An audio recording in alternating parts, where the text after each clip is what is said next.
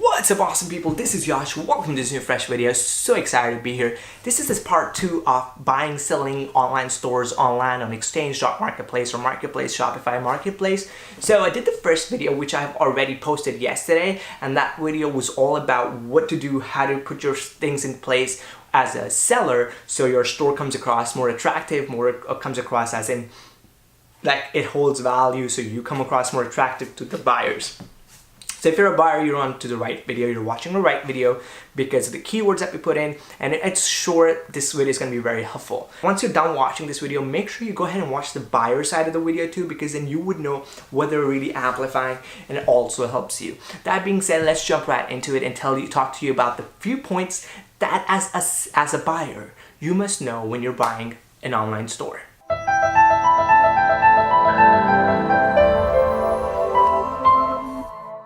Point number 1, you guys always have to understand it's not about the amount of sales the store is making that makes it more unique. It's not about the amount of sales. It is just a number. When it comes to $10 million in sales or $2 million in sales, it seems like a great number and you start feeling like it's a $2 million company. This is the main point, guys, so please try to listen to this. This is very, very important. Most times, people start thinking it's a $2 million business I'm buying for $150,000. It's a great bargain, but that is not the case. You have to understand if it's a $2 million business, you have to go ahead and understand how much profit they make in a year, in a month, what are the slow months, how is the graph looking. So I'm going to put a picture over here. So now you're looking at a graph, right? The graph shows sales being hyped up, right? So sales hyped up in a few months, that doesn't really mean anything. So if you have crazy sales in January, March, and June, and the rest of the year was like a flat $10, $200, $300 sale, and the 3 other months was like $400,000 in a month, it's not a stable business. And I personally do not recommend buying any business for more than $20,000 if the store has no subscriptions. If a store has subscriptions and they're gonna get a repeat income every month and they've just been in business for a year, it's okay. You can go ahead and put in 30, 40, 50, 60, 70 grand, depending on the number of customers and depending on the number of revenue that's gonna come in every month or every period. You know, that's a good thing. But if you're gonna go ahead and buy a business that just makes one-time sales and they have a single kind of commodity that they're selling, make sure you understand you do not value the actual value of the company or value of the online store based on the amount of sales they've done. Sales is nothing, just a number. You have to scroll through and understand sessions, and you also have to understand how many sessions that they have. So you could see someone did $1.5 million in sales, and you go down to sessions and you see they have 2 million sessions. So 2 million people came to their website, spent some time on their website, and $1.5 million were generated. If you break it down and say, out of the 2 million people, only 80% were paid traffic. And let's say we just Google marketed them and that was cost per click. So say 80% of 2 million is 1.6 million people who came to the website. They came on the basis of cost per click. So everybody who came in at $1. So every click was $1, so every session was $1. Now think about this. Every click is $1. $1 times 1.6 million sessions is $1.6 million. And the sales, on the other hand, is 1.5 million. So you're looking at like, oh wow, the sales are 1.5 million, but look at the expense. It's $1.6 million spent. So this company is in a deep damn darn loss. They're losing $100,000 right now while you're buying this company. So it's a whole another way of looking at things. You need to understand. Ask them, call the seller or try to get in contact with the seller. Send them an email. Tell them to tell you how much is a session, how much is cost per acquisition, how much do you pay to get one customer, how do you advertise, what is your monthly budget, how much would it be. Put those numbers on an Excel sheet, run some formulas, put those numbers and make sense out of those numbers. Just don't go by the numbers. Oh, okay, this many sales, oh, this much is going on, this is amazing, this is crazy. It is not right to just base your total sales just based on the number of sales or how much are they revenuing, because if you do not know the exact amount of profit, it is not ever going to help you, because Shopify is pretty close-ended. If you see, the reporting that they give you is perfectly normal, perfectly straightforward, perfectly straightforwardly placed. But what they give you is the number of sales that were made, right? And they do not give you a lot of other stuff. So you need to understand how much you're spending. So if someone was making $60,000 a month in sales and spending $10,000 in advertising and everything, $17,000 in total operating expenses and every expense, and they're making like $34,000, that's a great business. I would buy it. If there's another business that is making $200,000 a year or $200,000 a month and they're spending about $130,000 in advertising, I would not buy it because things change. Now I need to have those $120,000 to support the $200,000 in sales. As soon as I break that budget down to $100,000, I'm gonna lose a bunch of money. And I need to understand that, and few people do not understand that, and they just keep on looking at sales. Okay, so that was a big one. Second point two, you need to understand, if there's a deal that has inventory included in it, most of the times a buyer would want to make that sale more attractive by saying, hey, you could buy it without inventory. Because it makes sense. If I don't give you the inventory, I'm not doing no harm to you. You don't want to buy it for that much. You want to start off small and it's fine.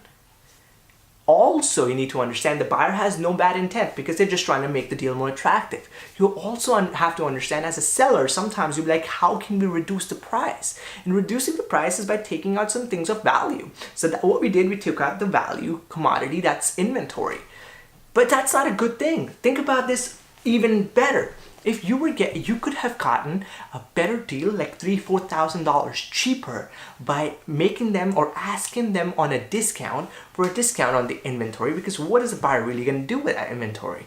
They mostly cannot send it back or do anything about it. So try to ask for a discount instead of choosing to not buy the inventory, because what's going to happen is when you as a seller buy the store and open the doors and tell people to come buy, you're expecting sales. And when sales are going to come through, you're really not going to be able to close deals because you don't have inventory. And that adds time to the amount of time it's going to take for your store to open gates for others. And you need to understand it is not how it works. You need to understand you need to have inventory in place in order for you to do the same amount of sales that you're trying to do. So create the momentum or have things going, or understand how the process works. If it's drop shipping, first of all, I don't recommend buying a drop shipping business, but if you want to, go ahead. If it's not drop shipping, even if it's drop shipping, understand how it works, what things are going to work out, how am I going to go ahead with this, what is going to happen, and don't take too long.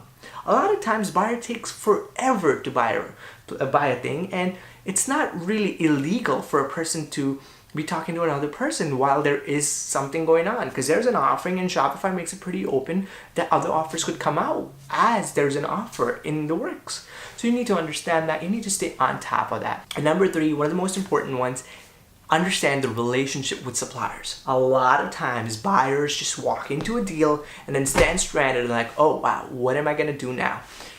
So you need to understand, you need to have a good relationship with the supplier, or have the seller transfer over their relationship to you. Happens to people all the time. They want to work with a new supplier. They don't understand each other's needs, and things go back. So what happens? It's a good thing. Ask your seller to introduce you as one of his partners for his new stores or something else. So have them introduce you. Do not just start off just by getting their number and be like, oh, I got your information, we're good. If you can, if there's a personal contact that the seller already has with that supplier, make sure that comes over to you. You have that introduction, you have those things, you have that warm fuzzy feeling when you start dealing with that supplier, because that helps you get to credit lines, that helps you get into bigger relationships. You could get more inventory, you could probably order with less percentage of money down. A lot of other things would happen. You might get prioritized in an order. So a lot of things would come through with that warm fuzzy feeling from the seller's point of view, because the seller already had that connection, and they transfer over and they kind of build that with the supplier and say, hey, look, this is my friend trying to get over my business or trying to be a partner with me. All of these cool things. That's very important. And number four, guys, make sure when you're trying to go ahead and buy something, you understand the ins and outs of the business. A lot of times you as a buyer would be really pissed off when you cannot do things and you want to have help, and you just will start blaming others, and that's how it works. You need to understand you cannot just blame others for the mistakes that you don't, for the things you don't know. You have to understand that if I'm going to get support from the seller, I need to understand how much support. How much help am I gonna get? Okay, you're gonna give me 60 days of support. I understand that. I understand. I value your time. Your time's precious to me. I'm gonna give you $3,200 a month.